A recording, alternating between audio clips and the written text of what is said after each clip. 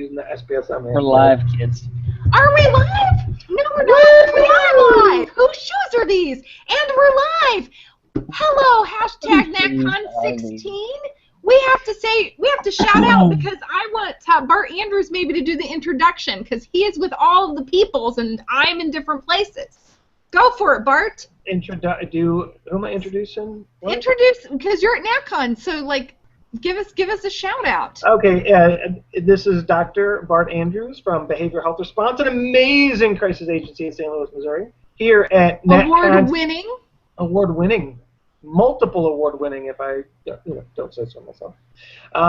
So I'm here in Vegas at National Council for Behavioral Health 2016 conference, and it's been amazing, absolutely amazing. There's so many cool folks here. April and I actually had Kevin Briggs on Hangouts involuntarily. In the elevator? In the elevator. SPSM alum?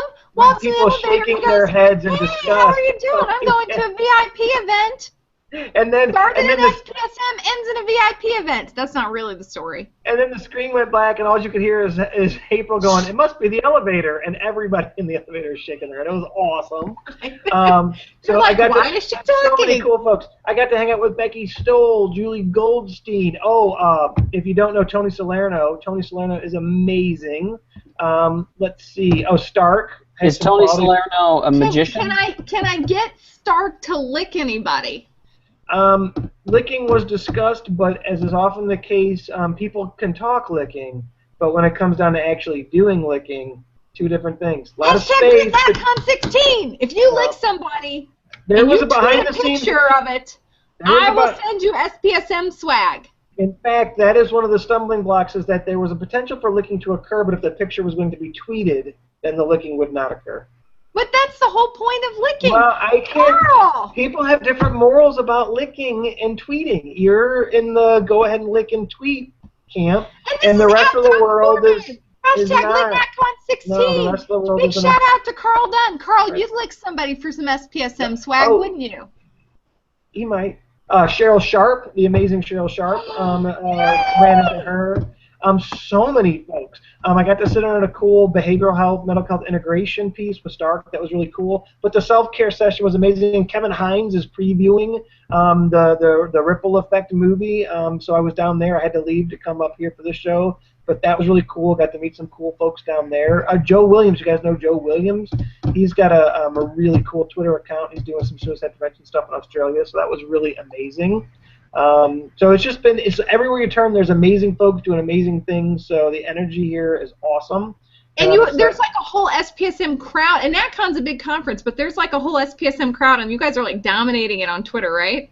For now, but the social media ambassadors are pretty much arriving today, so I'm sure that they're all, and Janet Kennedy, who I almost met Janet Kennedy. Good social health! Almost. It came really close to happening.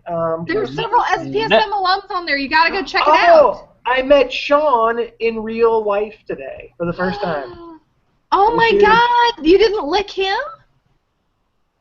I don't think so. I don't remember. Sean didn't lick you? Have I taught you guys nothing? He's with his parents right now, so if he's watching, Sean was there licking. I don't recall. And then Stark and Sean went up to lunch and just left me. They just disappeared. That was it. We've got Dr. Bart Andrews, and I'm Atok Foreman. We're excited that you're here. I am obviously not in my house, and I am not in Vegas with all of the NatCommers. So I am like so excited to hear what you guys are up to. I went to a fabulous Wegmans grocery store, which, like I mentioned, that I heard it was the thing to do, and half the plane got excited. So I went to Wegmans, and I had the salmon. That's all there is to my story. And we have for IT, Mr. Tony Wood. That's me. At ADW. Introduce yourself really quickly. I just did. That's me is not an introduction. What do you want me to say? Tony Wood, co-founder, SPSM. Ooh. Technical producer. Who's managing the account tonight? The robot. I think the Hootsuite is managing the account tonight. And I'm just trying to keep up with the feed because we're a smaller crew. Because like half of our community is like living large. I'd like to point out that Kevin Hines is streaming and Sally Spencer Thomas is tweeting out pictures of that. It looks awesome. So they're putting out pictures of the screening of The Ripple Effect with Kevin Hines. We know that we just ran into Kevin Briggs. You were in the elevator with Kevin Briggs, SPSM alum. He was off to an event. We have all sorts of folks who are hanging out. And we're going to talk a little bit about some of the behind-the-scenes use of social media at NatCon and what you could be doing. So Bart, Tony, and I, actually Tony's going to be more than just technical producer today. We're going to talk a little bit about NatCon.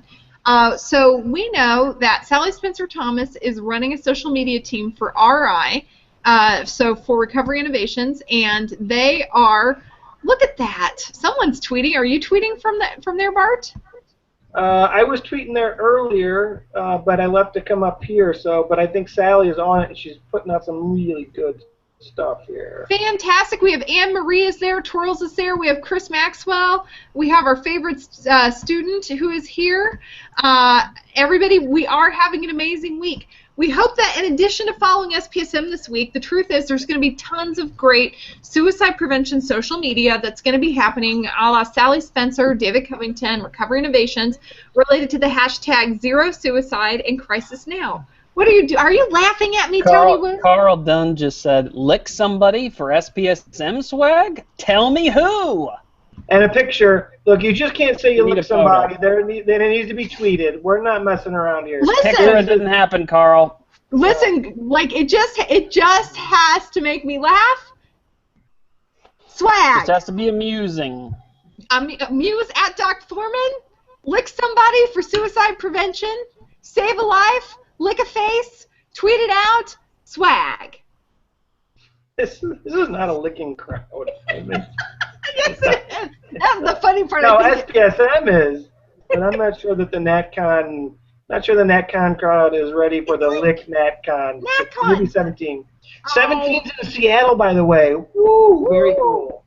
So we're going to talk a little bit about some of the things that are going on. So one of the great things about National Council, and for those of you who are not like part of Inside Baseball, Bart's going to tell you a little bit about National Council's annual conference. It's one of the larger mental health conferences in the United States, and they're even, I mean, we get more people than just the United States, and it talks about sort of all things mental health, and they specifically are talking a lot about suicide prevention this year, and of course, our very own Sally Spencer Thomas, part of sort of one of the heart members of SPSM community, has been orchestrating a fairly significant social media campaign around hashtag Zero Suicide, and so she had been, you know, asking people to collaborate and make videos. And I don't know how to show the video that we made, because that was a complicated setup with Steven Stack, and I don't know if that's worth it. Tony's giving me a face. Yeah, no, it's not. It's not. What, Tony? Oh, Tony That's disappeared. it. He doesn't even want to talk about it. He doesn't even want to talk about it. Tony gave me the big fuck you. What? What, Tony? No? We can't do that? He disappeared again. No, we're not going to try to show videos on the fly. No, we're not. And I do better. I'm going to go ahead and blame Hangouts. Laura Whitlock, proud member of the anti-licking camp of SPSM. Yeah. I want that on the record. So, and let's make this on the record. Laurel is, in fact, the only member of the crowd who is a reasonable, sane person. I think that we've established that on multiple occasions, that, in fact, Laurel is the only member of the group that is a reasonable, sane person. Chris Maxwell says, don't threaten Carl Dunn with a good time. No, but we had Maxwell licking the floor at LaGuardia Airport, so I don't really think that he's a... Yeah, to all the people in tonight, they've tuned in tonight for a show, and they're like, we want to talk about suicide prevention, and all Dr. Foreman talks about is licking people. But that was one of sort of the fun social media events that sort of happened this week, and I think maybe if we can tweet out, I think we have tweeted actually several to the hashtag LickNatCon16 if you want to see some of the memes that we generated. But we also generated some really good suicide prevention themed videos, and we're going to talk tonight about video creation and why you should be doing it. funny thing. So I was flying out of Baton Rouge into Atlanta. I was seated next to this guy, and he is one of the communications directors at LSU, and he was just talking about he was going to a conference at the Gaylord where NatCom was last year, and we were chatting about that, and I was talking about, you know, how wonderful it was that he had wireless, and what, you know, were professors streaming or doing videos of their lectures, and he said, well, you know, it sort of depends on the professor, and I was talking about what we do at AAS, where we were really getting people to do 1 minute, relatively brief videos talking about papers, talking about research, things that they could then link with a QR code, they could link the PDF of their poster, they could link their paper. And the idea is that a short video, even one that is just produced on the fly with one of these jobbers right here, Bart's going to talk about that in just a minute, that is really effective for getting people to view something, to like it, to share it. People really respond well to a lot of different kinds of video content. And so one of the things that Sally Spencer Thomas was doing was asking people to do either tweet out pictures, you know, doing zero, or to tweet out short videos, hashtag zero suicide, talking about if they're an attempt survivor, why zero suicide is important to them. If there's someone who is like me, who is an advocate, or someone who's in the suicide prevention field, talking about why zero suicide is important to us. And of course, I know you're shocked. I took some artistic license. I did use an iMovie template, it's true. But we're going to talk about that in just a minute. And Bart did the same thing. Bart, what are you doing? Your video, putting our videos in the same. I did the same thing. Yes, there was recording of visual images involved. Moving images, yeah. Yeah, moving pictures. Yes, Yeah. Streaming video. That's where the similarities in the videos end in many ways. Having seen both videos, I can say that is more accurate than you would think. If you haven't seen them both. Yeah, because your video is pretty incredible. It's Thank you. Well, we're going to talk about. This is great. We're going to talk about the fact that I really just used, you know, I used a template that comes sort of preloaded on my computer. So think about like back in the day when word processing was a new thing. So some of you were like me. You took a typing class because people were so excited to have self-correcting electronic typewriters like the Brother P Touch. Did you have a Brother P Touch? I had a Nobody ever think about how pervy that sounded. I had a Brother word processor where you had to put the page in one at a time, and it had a screen. It was like the screen was this big, and it was amber. It was amber text. I loved my Brother. Monochrome one. I remember that there was a period where people were really transitioning to PCs, and I had to get one like that to do, like when I was applying to graduate schools, to do some forms that really had to be typed in on the form, and it was really a challenge. And of course now, I mean, nobody would dream of doing that. But that was sort of a thing. So remember when you were like, this is Microsoft Word. Ooh, this is Word Perfect. Ooh, right? Remember? And then you discovered that they had wizard templates. Does anybody remember? Pagination, everyone. Is it pagination or pagination? I don't know. It always sounds like a dirty word to me. I thought pagination always sounded like a pageant. That's pretty dirty. Like there were costumes and I don't know. We've reached a wall in the show. Okay. We're going to talk about the 35 to 45 minute videos in just a minute, Anne-Marie, I promise. But there were basically templates that would take things like, for example, a resume builder. So you guys know that if you go on Microsoft Word now, because is Word Perfect even a thing anymore? I don't think it's a thing. No, Grandma, it's not.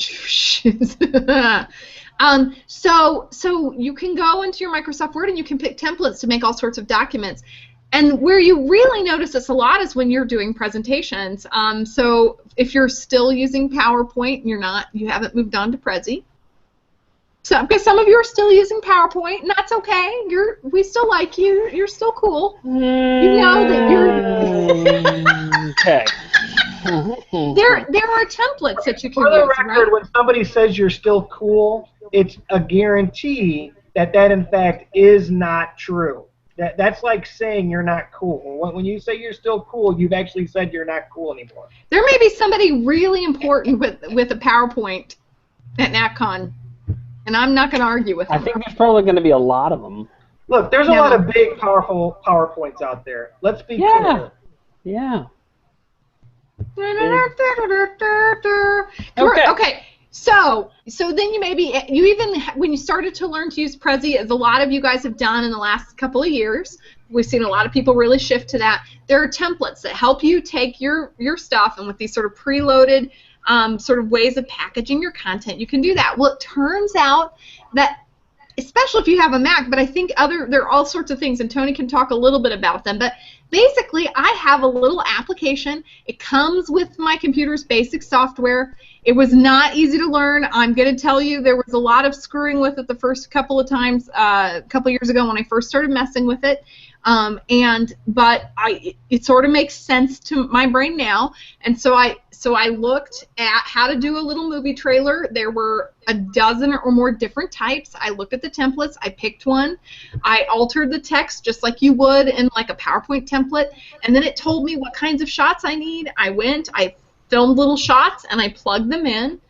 And there's just a couple little tools for doing that. And in a not very long period of time, I had a 1-minute video about suicide prevention that talked about zero suicide, that 41,000 suicides in the United States a year is too many, and the goal that we're really working for is zero. And then encourage people to go to zerosuicide.org and also hashtagged it SPSM. It shows this is a collab, that this is targeted towards my audience to get them to sort of cross-pollinate with the hashtag Zero Suicide audience. And it was fun. Like people, and we're going to talk about, I think responded pretty well to it, and we're going to talk about why that is. Now that was Kevin Hines is doing a more complicated version of that, like where you have a production crew and you actually make a movie.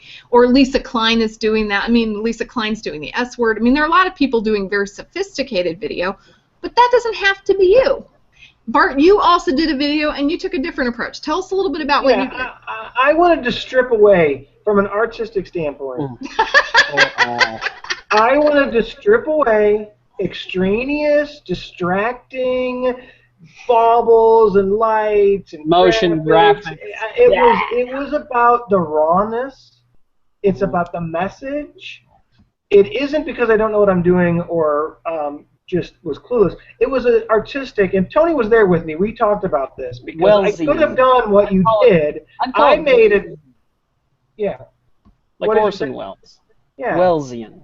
It was Wellesian in nature. Yeah. No, because David had reached out to me. I got to be a part of this really cool crisis task force, and it was an amazing experience. And so, and he did. The team put it out. They put it out. What? They put out a really cool document. They put a document. Okay. Whatever. Anyway, so I just basically did like a minute and a half or so. Of talking about what the experience was like, some things that I learned, and one of the cool things, there were so many cool things in the document, and I wanted to highlight some of those pieces. And it's really about crisis systems have been an afterthought in the behavioral health community. It's kind of this thing we add on, and it's often the safety net. It's a very neglected safety net in many parts of the country, when in fact the crisis system could in fact be the front door and the connecting point for all these things. We know that care coordination and transfer of care points, right, that's where bad things happen. Crisis systems play a unique role and could really shore up those gaps. The crisis system could be the network that connects all the pieces, and that was one of the things that came out of this task force. And so I got to blather on about that for a bit. And I think your video was really short, and I think one of the things, I don't know about you guys, but if somebody sends me a link to a video and I look and it's more than 4 minutes, I'm done. I'm not gonna make it more than 4 to 7 minutes. Unless it's Anne-Marie's video. 45 minutes, Anne-Marie. Sorry, go ahead. Yeah, I would do for Anne-Marie, I would do 45 to 60 minutes, absolutely. But most of the time, no. I see something that's 50 minutes, it's like, please, who's got time to watch 50 minutes? So the idea of a short video to capture people's attention and get them connected to something else that they can get more information if they want to, I think is just a good, so you can have a small video that connects to a larger video. That's another idea. Just daisy chain it up. Daisy chain it up. absolutely. And you can make a smaller video out of a larger video, thanks to non-linear editing. Now that is too fancy for this foreman. Uh-oh. So, I mean, the truth is that you have videos of different sizes. I like sort of the 1-minute video that's like suitable for sharing and for getting attention.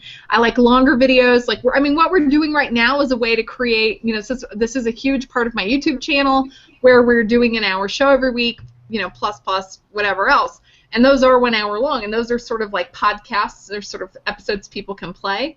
Tony is talking about using some kinds of editing. Like, Tony, what strategy or method have you used for producing videos in the past? Because they've been more complicated, right? It could be slightly narrower topic. If you want to shoot me something a little bit more narrow, unless you'd like to talk about, say, lenses or. I'm not sure what you're wanting. Okay, so some people are Tony Wood, and they have equipment, and they know how to use it. Fancy stuff, fancy things, impossible to use for normal people. You got to own all these things. Like, to make a movie, like that looks like a movie, you have to own all this stuff. It's incredible the amount of stuff, and it's tremendously expensive and difficult to set up. And it you can't get by with the requires a crew. No, you can't just stick stuff on a thing and do it. You can't. No, you got to have a sound guy and a lighting guy and a camera guy. Some people call them cinematographers. Others, you have to have like just a video guy that walks around and videos things. It's hard. It's really hard to do the fancy way. Right. But thank goodness for the frickin' iPhone, because you could just do it. Can you do it on an Android? You can. Same thing. Just a smartphone. I don't mean to be brand specific. I just mean if you have a newer phone, no problem. It's got a camera in it that's a full HD camera. It's got a nice microphone that'll work for this distance. But there are external microphones that'll work for a little farther that you can stick in there that aren't complicated. You just plug them in and they work. So, Amazon.com. There are all these sort of things that just function and that are out there for sort of the end user to be pretty, you know, Doc Foreman-y about the whole thing. Bart, what did you use? I don't know. Did I ask you what you used to produce your video? Just a webcam. What's the big? There's like that one big maker. They make everything that you buy at Best Buy. That Logitech. Yeah, it was just a that was really good. It was just a Logitech webcam. Plugged it in the computer. There was some free software that you got like 10 free takes, and then I used up my 10 free takes, and so I bought it for like $20, right? Like $20 or $27, and just by about the 10th, 12th take after that, I was like, I'm just gonna roll with it because I was making myself really nervous trying to hit all the points, and it's really hard to make a short video. I mean, you gotta know what you're doing. It's not like and then if you're in your head about it. So the last time I'm like, I'm just gonna do this and roll with it. And finally, because I'd done like so many takes, I was like, oh my god. Yeah, you can't. So how many takes did you do on yours? I just did it really. One take Foreman we usually call her. I tell you, I spent longer making sure I had all my props in here and makeup. But I'm going to talk a little bit about that because I've had some experiences that have made it so I can be shorter. So I will tell you that when Sally Spencer Thomas put out their request for to do these little videos, and she's like, oh, it should only take you 10 minutes. The first videos that I ever did were on an iPod at a technology and healthcare conference with VA, and I was taking little short ones and sort of uploading them, and Tony had sort of showed me how to do them, and I was just sort of holding a camera and watching myself do a little video. But I had a lot of practice in high school doing extemporaneous speaking and improvisational acting where you had a short period of time to prep for an even shorter performance, and you had to have a beginning, a middle, and an end. And you had to sort of think out what you were going to do just a little bit ahead of time. And so the big advice I have if you're going to do a short video is to have sort of a pattern in your head of how they go if you don't have a template. So mine had a template. So I looked at the templates. I thought up 2 or 3 different kinds of videos I could do. I tested a couple scripts, and I did this like over about 30 minutes or so, like just sort of sat and played around. And I thought, what would be interesting? And I said, I've really probably I didn't know if I wanted to have like an after-school special sort of Doc Foreman moment. I'm kind of I sort of use sort of a little bit of silliness in order to talk about very serious things, and that's sort of consistent with my brand. It's consistent with how I talk and consistent with how I do most of my life. And so I just said, well, like, what could I do? And then I said, well, what props could I use? And I had all the cool Suck It Suicide stuff that Katie Hardy's outfit I had just ordered and sent me in the mail. I had the nose ring that was still out from last week that was sitting next to my microphone and a bunch of other stuff. I, did the hair and the makeup, and I sort of thought through what the shot was going to look like. And that probably took the longest, was to pick the template, to write the sequence of words you see in my video, and just get the props and do my hair and makeup, like get camera ready. And then I just filled it in with shots. Just filled in. It's simple. It sounds pretty simple. It was. Does it really? No. Help me make it sound simpler. No, but no, it was very detailed, a very good description. But that's a lot of work. I mean, that was very organized. It took about an hour. Yeah. Yeah, I mean, it took about an hour and a year. Well, I mean, the speaking. I will say that, like, learning how to give an elevator speech, learning how to talk. Which, if you guys have met me saying anything in 1 minute is pretty surprising. But learning how to, like, do a concise message on point, that is a skill. You need to be able to do that for presentations when you're speaking anyway, and it translates good to impromptu video.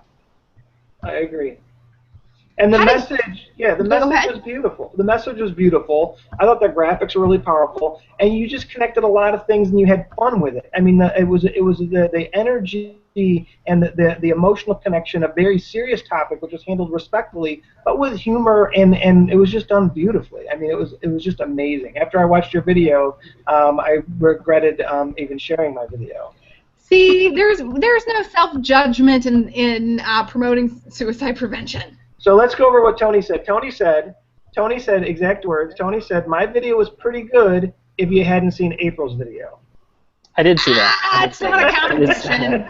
I did say that. But you said there was no self-judgment. You didn't say that you wouldn't be judged by others. That's true. Yes, good.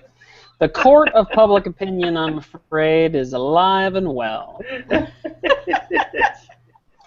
So I think it's an important point to make that you don't start at Doc Foreman levels here.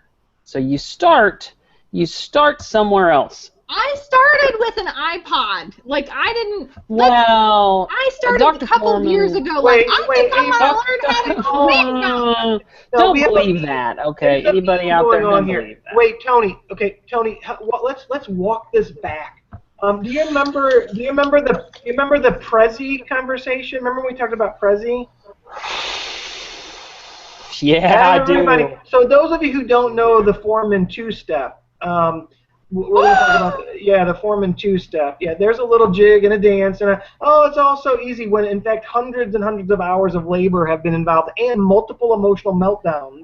Which, if it wasn't, I am a placid lake. No, if it wasn't for Tony. Tony is kind of like the historical repository for all things Foreman. If it wasn't for Tony, we wouldn't know these things. But Tony. Yes, sir. Thank you, sir. It's my pleasure to serve. Yeah, somebody's got to ground her. Somebody's got to do it. You gotta start someplace, everybody. If you happen to be watching this for serious and you actually care about making videos to advocate for your own stuff, you just start. You start someplace. You start, and you plan to be short so it doesn't terrify you. You don't want to go on for 80 minutes. You just want to do 2, and just try to do 2 minutes of whatever it is you care about, and then just let yourself, let yourself get used to talking to a camera and delivering a message. All these things that Dr. Foreman already learned how to do before she did it on camera. High school forensics. Right, precisely. Seriously, but a tremendous, also a master's degree and a PhD with an endless amount of talking. No master's for you. I just got the PhD. Just went on the PhD, but a PhD with a tremendous amount of talking. So don't listen to her. She's lovely, and we all love her stuff, but she'll just lie right to you. Yeah. Yeah, I think that's fairly accurate. Lie's a hard, strong word. But sometimes, Tony, we have to use it, and I think that in this case, true. This case is something that just horrible. it's got to be. It's not that we love you any less. Prezi was a snap. She was snappers with it. Bam, bam, bam. She just snapped right through it. I was there. She was snappy with abusing me about how she hated it. That was pretty snappy. She was snappy about how she thought it was the dumbest thing ever, and that this is not how you're supposed to talk to the public. Yeah.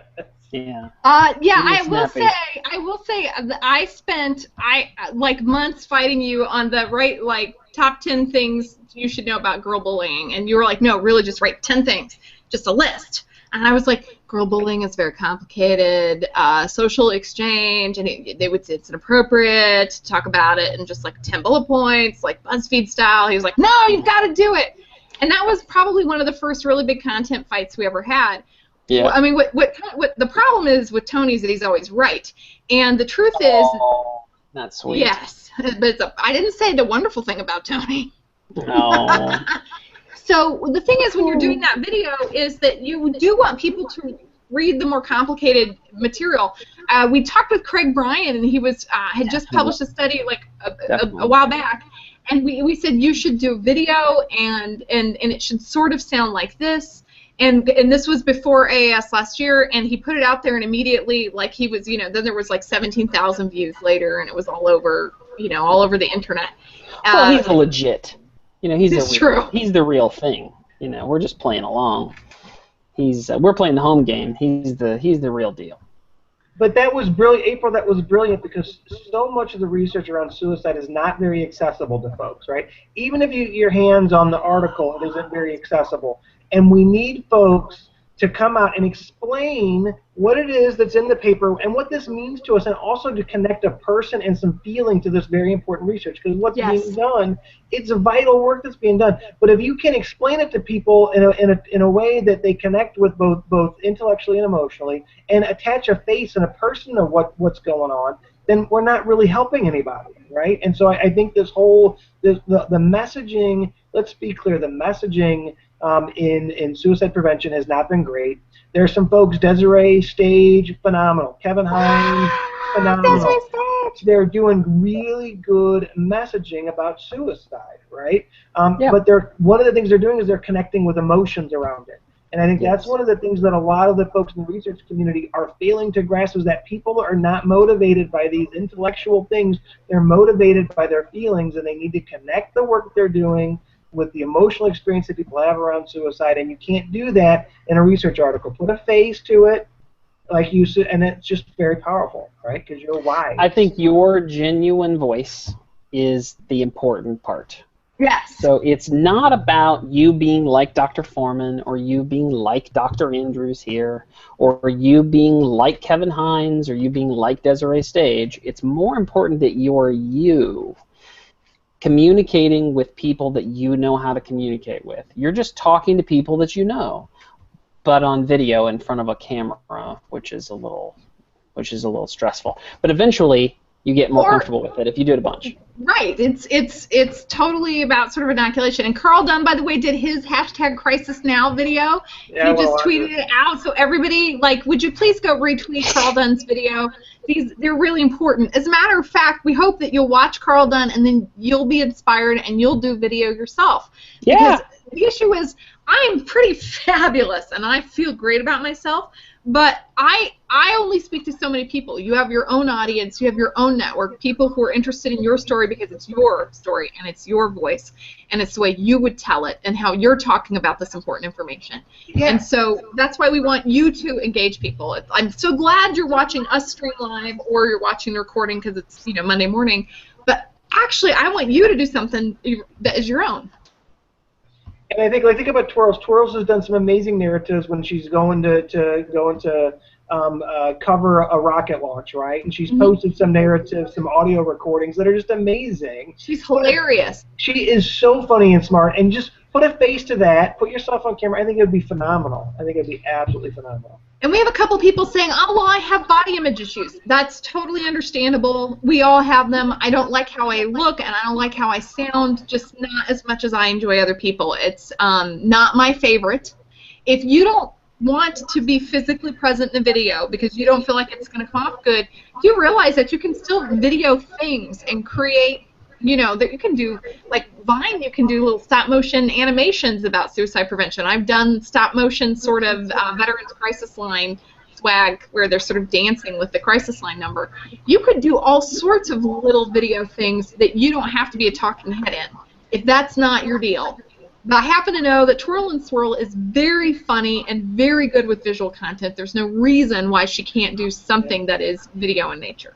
You know, it's really interesting that this whole conversation is really powerful because most folks that I know don't like the way they sound when they hear themselves recorded. Oh my gosh. They don't like the way that they look or appear on video. So, and I want to stop and spend some time on this because think about this for a minute. This is who you are. This is a huge chunk of your person that we reject outright, you know? And it's a really sad thing because, in fact, that's a really powerful thing that we really need to start being able to look at ourselves and hear ourselves and think, hey, that's really cool, right? It's me. That's who the hell you are. You're not getting a different person.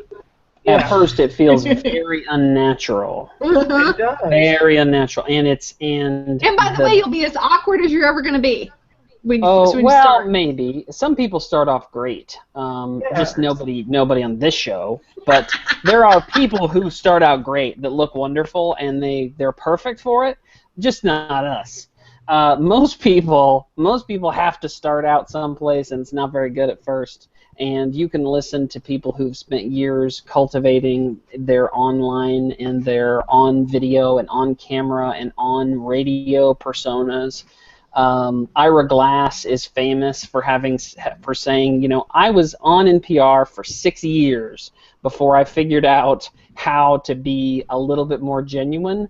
And let me play you some clips about how terrible I was. And he does a whole talk about how bad he was for years. And it took him, and he's become one of the most successful radio show hosts in the world. Right now we're competing with Downtown Abbey. And like five NatCon events. But Susan's, she's on and she wants to answer this question. That's a big deal. And I do think that these image issues, I think one of the things that I think Tony hit the nail on the head, at first it doesn't seem like it's very good because you're so judgmental and critical of yourself and you're feeling awkward, and so it's going to look uncomfortable. As you get more comfortable, you got to practice. It's all about practice and mastery. And I want to tell you that at Student Suicide is saying is having just a couple of fabulous tweets. They're just on a roll. Knowing how to distill your message down to the most important points and to communicate it effectively is a key skill for research and video. Also, it's important to consider your target audience for videos, not using fancy research words if trying to reach outside the ivory tower.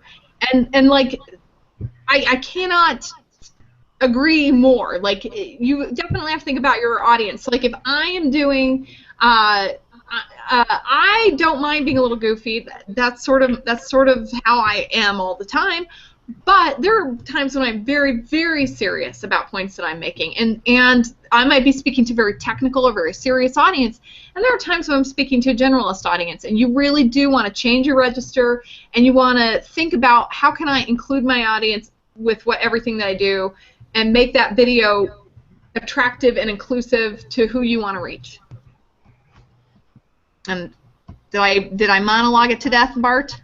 I don't know that you might. I mean, so you know, so one of the things Midnight Demon was asking about, well, why Prezi, right? Why not just do a PowerPoint? And I think this really there's some key issues around here. One, it's better to do something than nothing, right? I'd much rather, like, I'm glad that I got my cheesy video out with some basically free software because I got to do it, and it got me thinking about things I do differently, do better. And so I think it's much better that people do PowerPoint than try to do Prezi and then do nothing at all. But there, as you see with April's video, if you watch April's video, you can see that using better technology can get you and give you some tools and some leverage that you don't have, and that's cool. You don't have to do that, right?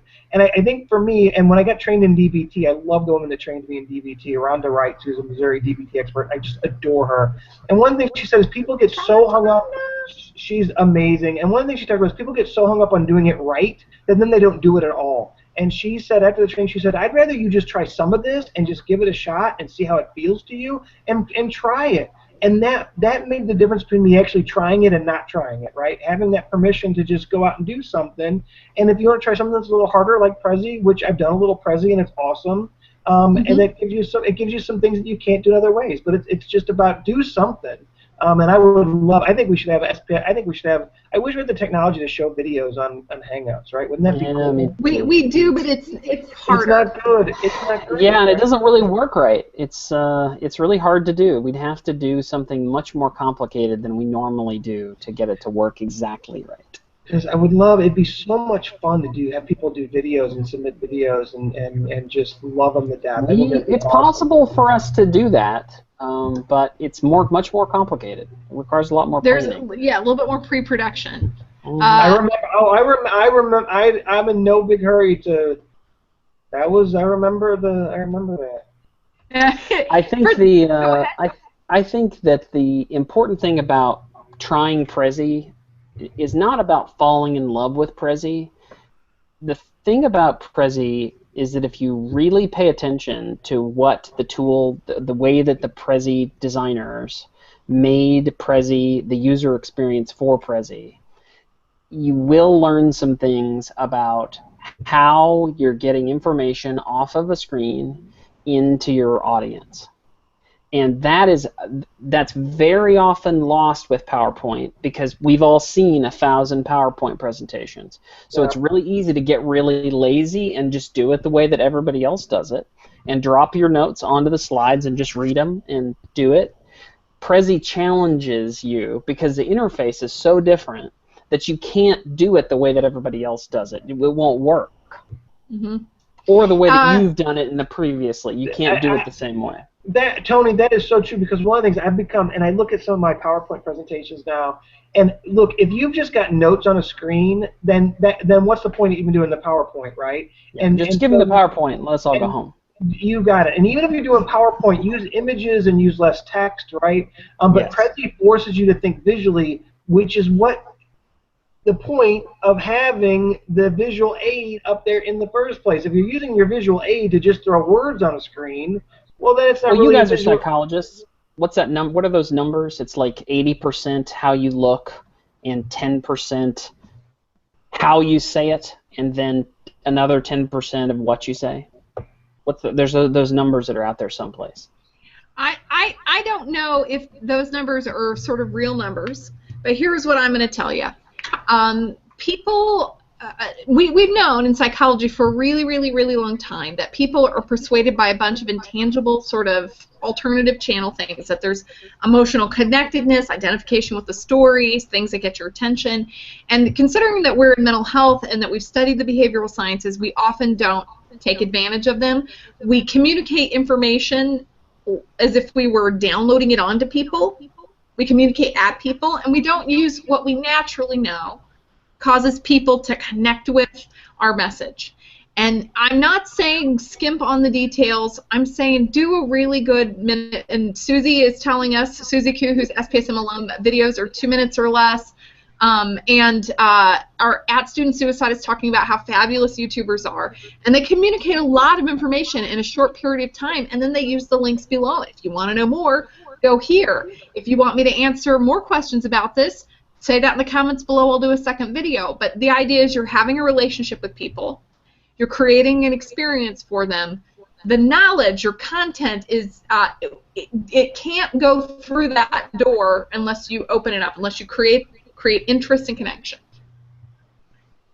It's really important. I mean, so Maxwell made us watch this YouTube video about the guy that eats the 5 pounds of sugar-free gummy bears. I don't know if you guys. Oh, yes, fantastic. I've heard about this. Oh my God! And this guy, I gotta tell you, this guy, he's got like 4 million or 6 million views. His presentation is horrible. His demeanor is horrible.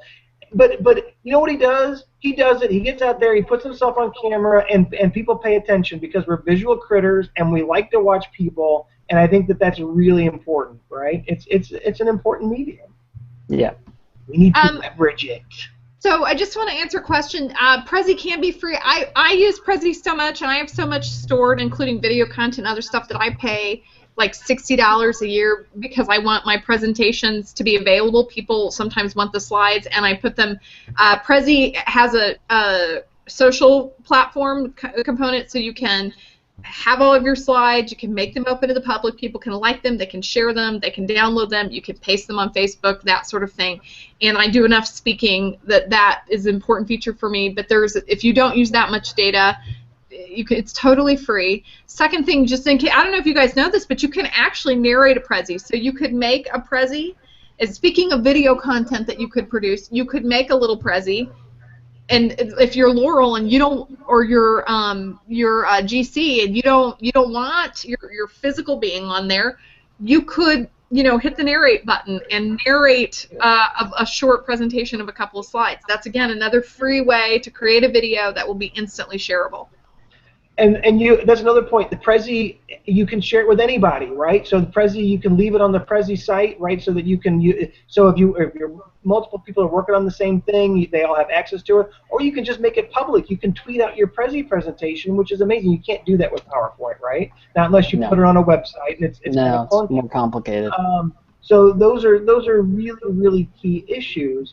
And I think in the end, just thinking about the conference, like when you walk around, National Council does such an amazing job messaging, right? They got this one area called the Beehive, which is their newsletter, and it's this spot in the middle of the concourse, and it's bright, and it's yellow, and it's inviting, and people just go there, and it's really interesting. In this bright kind of yellow space, people are much more talkative, engaged with each other than if they're just sitting off in the corner.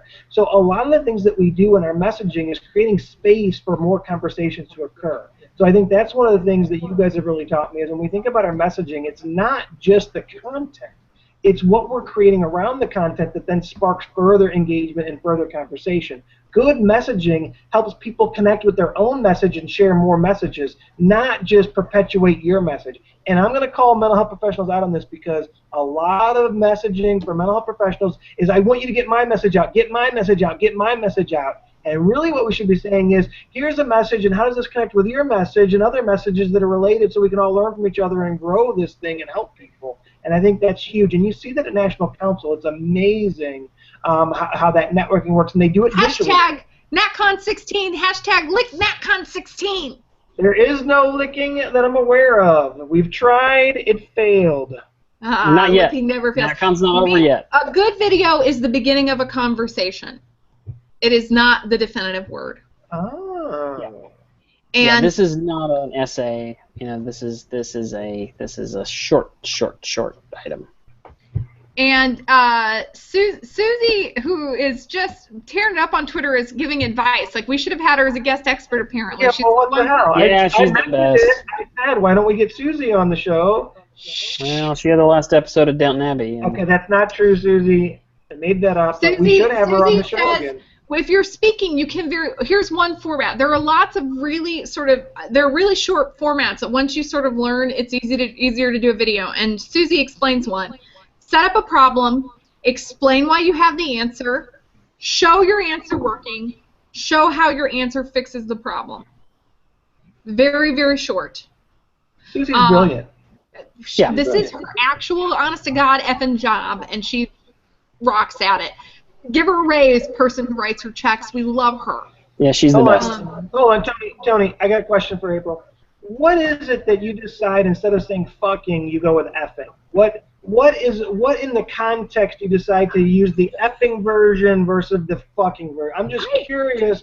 What spurs that choice? I think it's vital. I'm not mindful enough. Like, I'm not being as mindful as I could be in that moment. So I really can't tell you. I know that swearing was an art that I discovered later in life, and I think Christy and Tony and other people will tell you that my choice of verbiage for lots of things, swear words included, is really idiosyncratic. Because it's not that I'm shy about it. I don't know. I think it's a politeness factor. You like Susie, and you didn't want to connect that hard word with Susie. But about yourself or about situations, you'll use it. But in reference to a person, so in referential language, you went with effing, which I think says a lot about you. I'm not that nice. Hold up, Andrews. No, I want to really encourage you. There are a couple of other structures I want to make people aware of. I know we're going to be going into the final sort of few minutes. But do know that when it comes to public speaking, there are groups like Toastmasters And there are wonderful ways you can learn online, like how to do elevator pitches and different sort of formats you can use for different effects.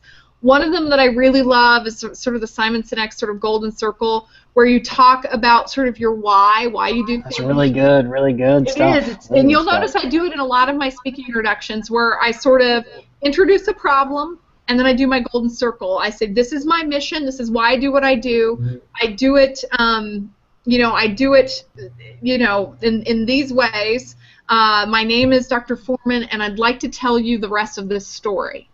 And so I sort of start the speech, I sort of introduce myself, and I always sort of make sure to talk about my mission. And you'll notice a lot of my things are very mission-driven, because that's how I make decisions, and that's how I think. And I want people to understand I'm not just doing a do-gooder newsletter. Like, I really think about all the time, how could we reduce people's emotional pain and suffering? And what do I know, or what skills can I contribute? Is there a way that we can make the world a less miserable and a more worthwhile place? And I do this through my suicide prevention work. If you didn't know that about me, then I want that to come out across in that 1 minute. If I don't communicate anything else, because then maybe you'll come back to the rest of my videos, or you'll share the little piece, and there'll be a link to whatever, and that's what I'm going for. Well, go ahead, Bart. No, I mean, you've taught me a lot about that. What is your mission, right? What are you trying to accomplish on it? And I think one of the things you said to me that was really powerful a couple of weeks back was it's something that should be a daily mantra. What is it that you're trying to do, and what is it that's important to you? And it should be succinct, it should be tight, and it's something that you should know every day. And then, how does what I'm doing fit in with my mission?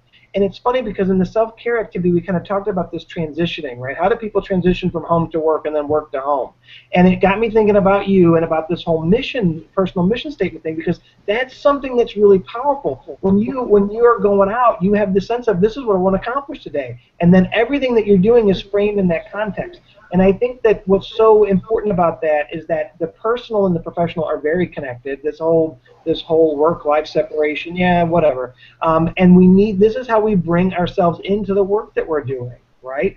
And I love it's so funny trying to get people. When I tell people, no, don't introduce me right away, they freak out. Everybody wants to introduce you. Everybody expects the presentation to start off with an introduction. It's like, no, I don't want you to introduce me. And it looks like you crapped on the floor. What are you saying? You don't want us to introduce you? Like, but because for them it's like you're taking something away from them. They have this thing. It's a polite thing. Well, it's a pleasure. It's a format. Yeah, it's totally a pleasure. But I really like to say, let's talk about like why I'm here first. And oh, by the way, to know who I am, you can totally Google me. Like, we'll get back to that in a minute. Let's talk about this big idea. Susie has she is like.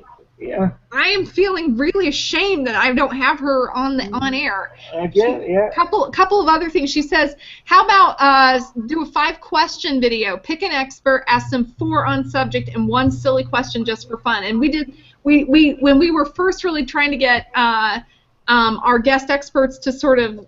It was like before people were sort of learning the video format, and we were learning the video format. We would do sort of the bowl of interesting questions, and we would sort of make sure that we, would break it up at certain minute marks just to sort of, people want to know you as a person. They want to see you be a little spontaneous.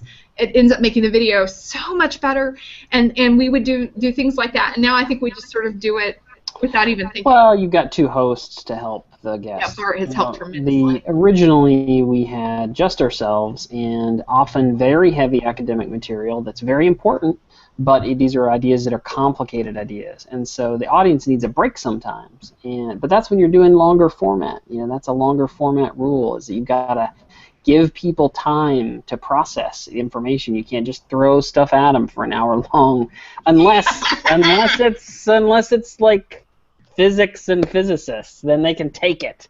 But do they want it? I regularly go to parties that are all like physicists and like me, and I have to tell you, they're a lot of fun. Yeah, but they can handle the material. I mean, what I'm saying is, if you know your audience, then you can throw heavy math at them for an hour. But if you're trying to reach a general audience, they need some time. They need a second to think about what you've said. you need to be able to connect it to something that they connect with, right? You've got to your message needs to in some way resonate with something that they already are familiar with. Otherwise, you're going nowhere, right? If you can connect with something that they have you have a shared experience, and then connect that to what you're messaging on, that's where magic happens, right? If you're just talking about stuff and you don't connect with them and consider their experience, what are you up there doing, right?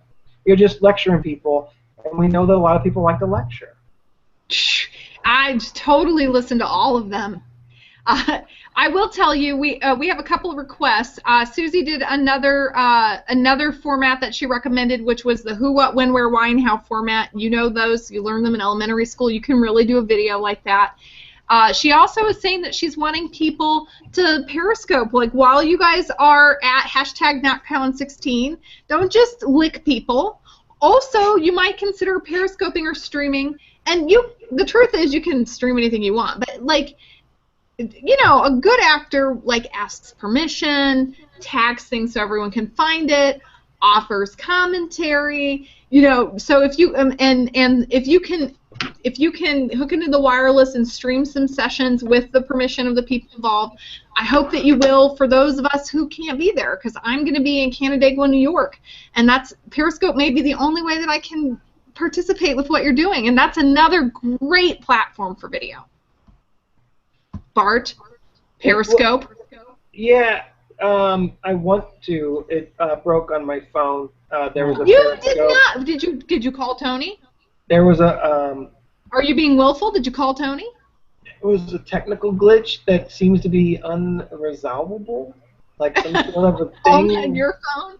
It's very specific and it's personal. I don't know that I want to go into a lot of detail about it, but there's a Periscope problem. No, I'd love to Periscope. I want to hold my phone up for an hour. Let me show you. So let me show you what Tony. This is a little like birthday gift. I often get SPSM birthday gifts from Tony, and so this is a little phone tripod. And what? $10 on Amazon. What? I got a little microphone, and I got.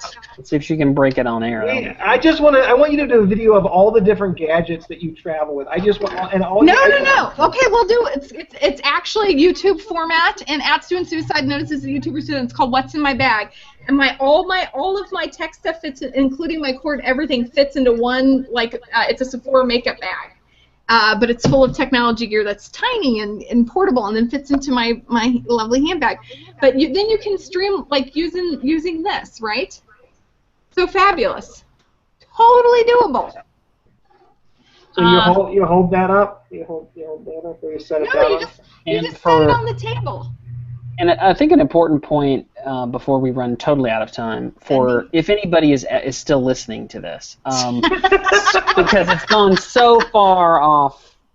We've got a Sephora makeup bag and tripod. For my video equipment. Sure. It's important to know that because these streaming technologies exist and everybody's got a phone in your pocket, your presentation is likely to be streamed or recorded, whether you like it or not. So, if you're a presenter, you might give some thought to trying to be a little bit more compelling, if you can be, because people are going to see it, likely, because you can't stop them. That is actually an excellent point. You hope that someone, I'm like, you want to stream? Fabulous. Can I set you there? Like, can I give you a tweetable tweet? Can I give you an Instagram so you can meme me? Absolutely. I encourage, if people want to make video content of your presentation, make it easy. They want to let your ideas out in the universe, and you want to help them. And start today. So if you're at NatCon16, or if you're not, do something #CrisisNow. Do something so we're in final thoughts. Do something #ZeroSuicide. Tag SPM so we can all see it this week. And have fun. I know that's a weird thing to say about suicide social media, but really, truly, have fun. Also, Janet Schnell, you cannot auction me off without my permission. Janet Schnell. She can. She just did. I think she. I don't think I can do that in New York, but I think in Indiana you can still do that. Yeah, PhDs, definitely. I don't see the problem. What's your final thought, Bart? My final thought is I think I love this show, and I think one of the things we were talking about messaging, and that's actually what we talked about when we were kind of setting up what the show was about, and I think that this is there's some richer, deeper conversations that we can have about this, because you can just see the ideas popping for people as they're paying attention and listening to this, and I just want to encourage folks, if you speak up, record something, tweet something, do it. It's how we're going to change things. We got to be active. So, and one more final thought, and we'll shift to Tony and we'll do a closeout. Yes, Chris Maxwell, we'll do a what's in my social media bag. That's a great idea. We will do an SPSM on things that we take to conferences to do social media. Bart was talking about how his whole prepping for conferences changed as a result of doing social media, and so everyone has their different rig, and we will do that. It's a great idea for a show. Tony, any final thoughts? Video's a good idea. Get out and do it. You got a phone in your pocket. You got a phone in your pocket. You can do it. Don't tell me you can't do it. The song in your heart. That's right. So you've had another hour with SPSM, and you're in Vegas at the NatCon. Don't let Bart talk you out of licking somebody if it'll save a life. And if you'll tweet a picture, SPSM swag. I'm totally going to miss you guys while I am here in New York, just a couple of hours away from Canada, which is pretty exciting. You guys have a fabulous week, and we will all see you next week. Take care. Good night, everybody. Bye-bye.